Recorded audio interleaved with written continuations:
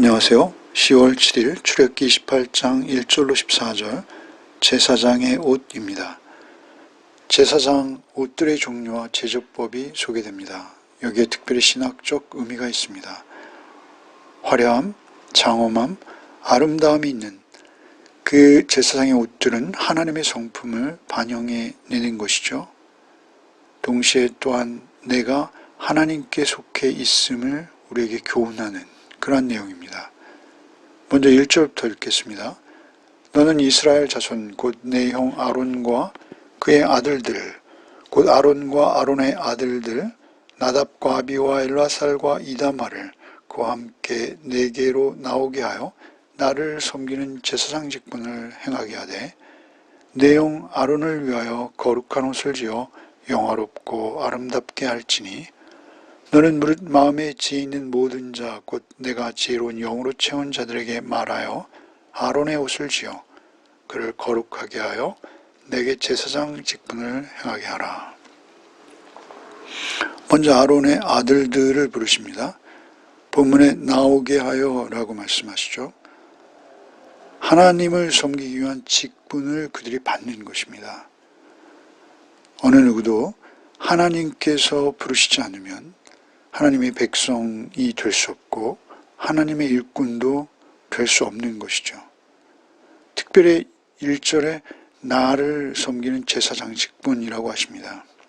나를 섬기는 제사장 직분. 그렇게 부름받은 목적은 하나이죠. 나, 곧 하나님을 섬기도록 부름받은 것입니다. 우리는 착각할 때가 많습니다. 워낙 인간 중심 세상이죠. 그래서 모든 것이 하나님 중심이 아니라 사람 중심이 될 수 있습니다. 가장 우선해야 되는 것, 그것은 먼저 하나님 중심이라는 것을 잊어서는 안 됩니다. 하나님을 섬기는 자로 있을 때 나머지 일들이 자리를 잡습니다. 먼저 하나님 나라와 그 의를 따르는 존재가 되어질 때 하나님의 일에 참여할 수 있게 된다라는 점입니다.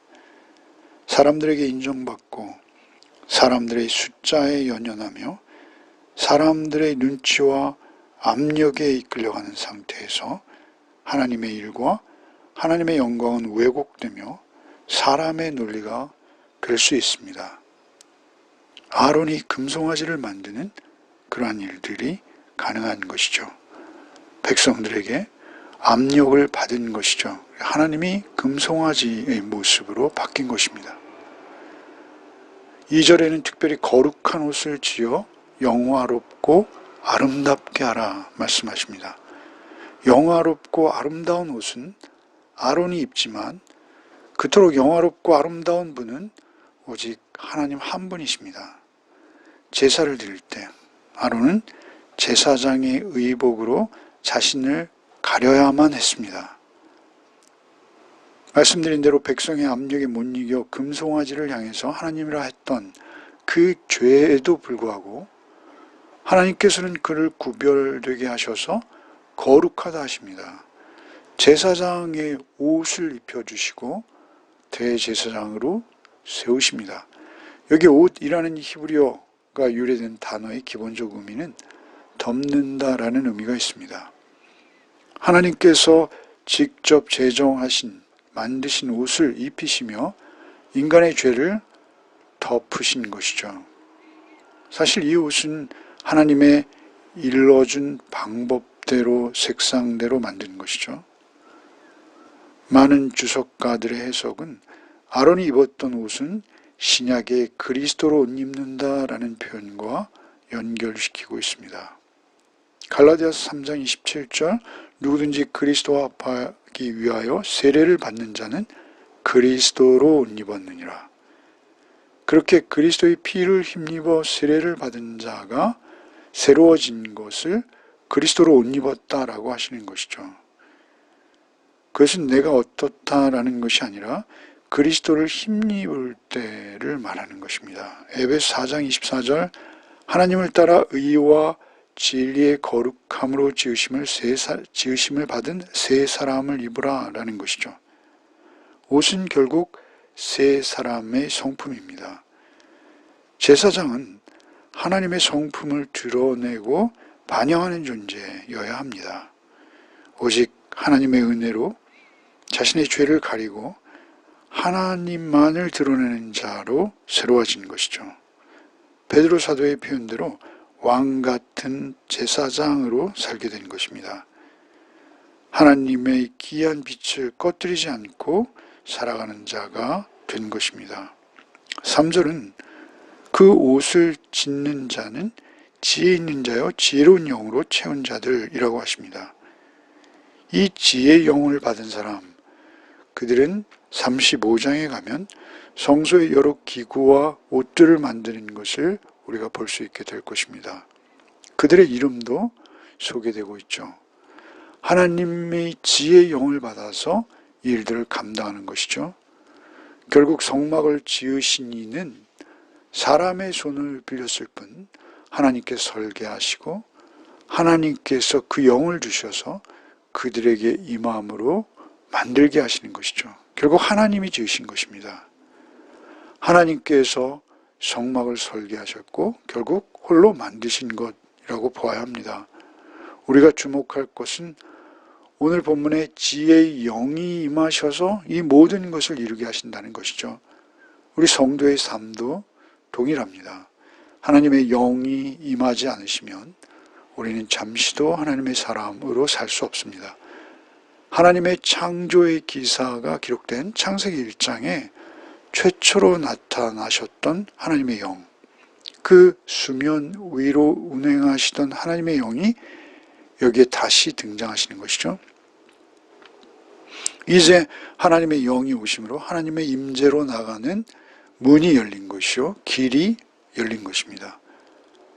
이제는 명실상부한 하나님의 거룩으로 구별된 지혜로운 하나님의 일꾼들이 하나님에 의해서 세워지는 것이죠. 그렇게 세워진 일꾼들이 최초의 천지창조를 창조하신 능력을 힘입어서 다시 성막을 그 손으로 짓고 있는 것입니다. 바로 그 하나님의 영이 우리가 잘 알듯이 사도행전 2장의 초대교회에도 임하신 것이죠.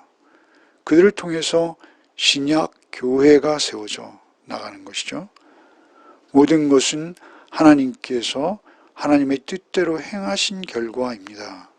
하나님의 교회, 하나님의 성도, 그것 모두 하나님의 것이죠. 하나님의 영으로만 성도들은 하나님의 교회를 세워갈 수 있습니다.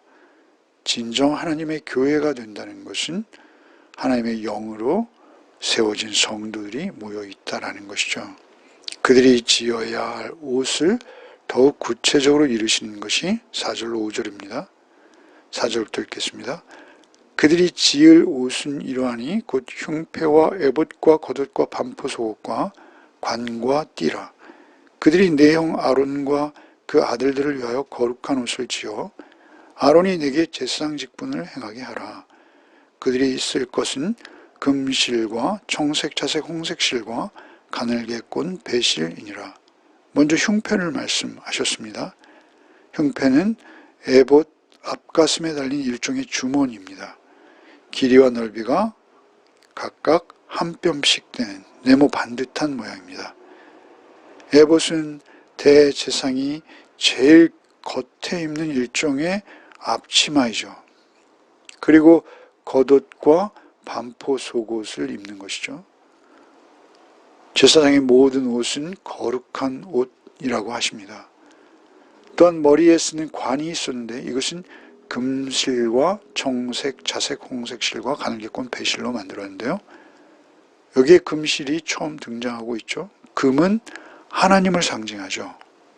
그리고 앞으로 6절에 겉옷 위에 에봇을 입는데 에봇 역시 금색 실과 청색 실, 자색, 홍색 실로 만들어졌습니다. 그러니까 머리에 쓰는 관과 에봇이 금실이 포함된 청색, 자색, 홍색 실로 만들어지는 것이죠.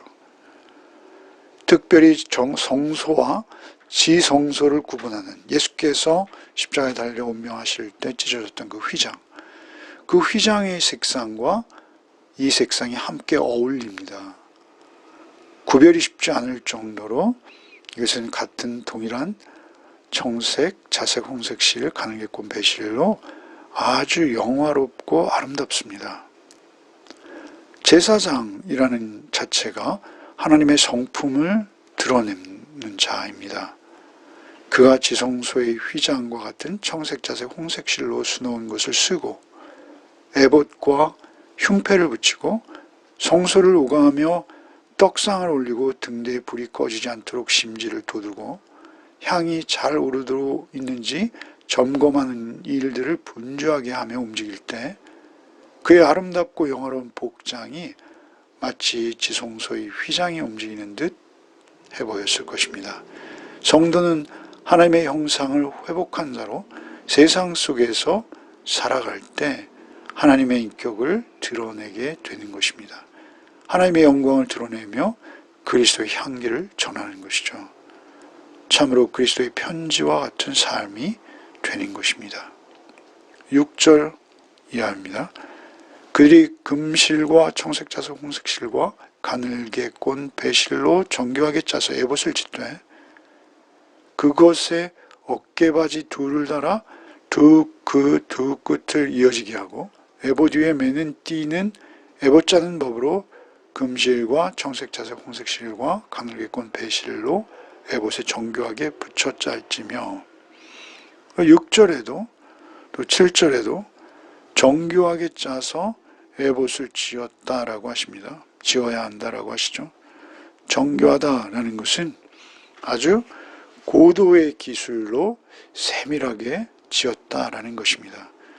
주의 영이 주신 지혜로 인해서 그것은 더욱 영화롭고 아름답게 만들어졌던 것이죠. 9절로 마지막 절까지 읽겠습니다. 호마노 2개를 가져다가 그 위에 이스라엘 아들들의 이름을 새기되 그들의 나이대로 6 이름을 한 보석에 나머지 6 이름은 다른 보석에 새기라. 보석을 새기는 자가 도장에 새김같이 너는 이스라엘 아들들의 이름을 그 2 보석에 새겨 금태에 물리고 그 2 보석을 에봇의 2 어깨바지에 붙여 이스라엘 아들들의 기념 보석을 삼되 아론이 여호와 앞에서 그들의 이름을 그 2 어깨에 메워서 기념이 되게 할지며 너는 금으로 태를 만들고 순금으로 녹구처럼 2 사슬을 땄고 그 따은 사슬을 그 태에 달지니라. 호마노라는 아주 값비싼 보석, 그런 보석을 가져다가 도장을 새기듯 이스라엘 12지파 이름을 한쪽에 6, 또 다른 쪽에 6으로 새기고 금태로 눌러서 대상의 양쪽 어깨에 붙이라고 하십니다. 어깨바지에 붙여서 기념석으로 삼으라 하십니다. 그리고 그 호마노라는 보석을 기념의 보석이라고 부르시는 것이죠. 이것은 그들이 늘 기억해야 할 중요한 것을 의미하는 것입니다. 이스라엘은 자신들의 이름이 거기에 새겨진 것을 보면서 하나님께서 자신들을 얼마나 특별한 존재로 삼아주셨다라는 것을 매번 실감할 수밖에 없는 것이죠. 그것은 그들의 모습이 아니라 하나님께서 그들을 그렇게 인정하시고 부르시고 사용하신다라는 점을 그들이 늘 기억해야 하는 것입니다. 기도하겠습니다. 주님, 오늘도 주의 말씀으로 또 하루를 시작하게 하시니 감사합니다. 죄로 죽을 수밖에 없던 나를 부르셔서 그리스도로 옷 입히신 주님, 오늘도 오직 주님 앞에서 주와 함께 살기를 원합니다. 변함없이, 흔들림 없이 오늘도 하루를 살게 해 주옵소서. 예수 그리스도 이름 받들어 기도하옵나이다. 아멘.